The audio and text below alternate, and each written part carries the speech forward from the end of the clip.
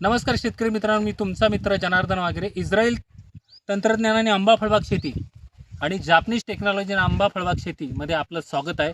मित्रांनो, बऱ्याच लोकांचा नेहमीचा प्रश्न आहे की लागवडी केल्यानंतर वाढीच्या काळातल्या छाटण्या कशा करायच्या आहेत, याबाबत नेहमी संभ्रम अवस्था राहिलेली आहे.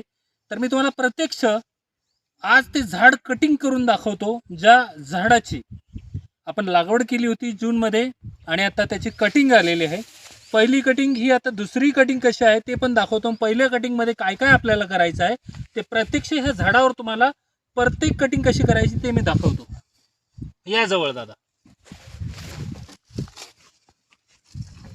आता हे बघा, तुम्ही जर बघितलं तर आतमध्ये ही पहिली कटिंग केलेली आहे. आतमध्ये त्यांना डिटेल दाखवा.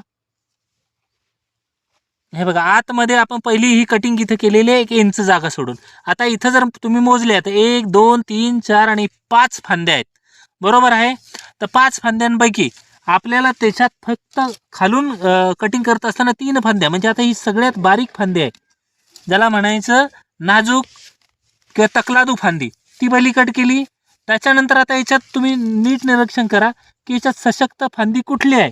तर याच्यात अशक्त फांदी ही आहे, जे अशक्त आहे ती काढून टाका. आता उरल्या किती? 3 उरल्या. आपला फॉर्म्युला आहे 3 2 2 चा, म्हणजे पहिल्यांदा 3 घेऊ, नंतर 2 2 2 2 त्याला पुढे नेऊ. आता हे नंतरच्या पुढच्या फांद्या, जिथून आपल्याला 2 फांद्या घ्यायच्या, बघा 1 इंच जागा ठेवली, कटिंग केली, 1 इंच जागा ठेवली, कटिंग केली, 1 इंच जागा ठेवली, कटिंग केली. आता इथून ज्या नवीन फांद्या येतील त्या 2 2. आता याच्यात जर तुम्ही बघितलं तर एक वेडी वाकडी खाली फांदी आलेली, ते ठेवायची का?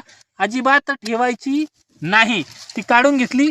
आता स्टेबल इथून तुम्हाला पहिल्यांदा 3, नंतर याच्यानंतर येणाऱ्या 2, नंतर 2 2 2 2 अशा प्रकारे तुम्हाला झाड वाढवायचं आहे. याला म्हणतात स्ट्रक्चर डेव्हलपमेंट, म्हणजे सांगाडा डेव्हलप करायचा आहे 2 ते 2.5 वर्ष, आणि 2.5 वर्षानंतर ही बाग उत्पादनासाठी तयार करायची आहे.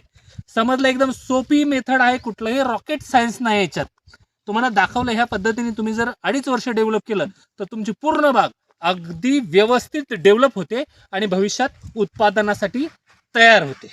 धन्यवाद. जय महाराष्ट्र, जय बळीराजा.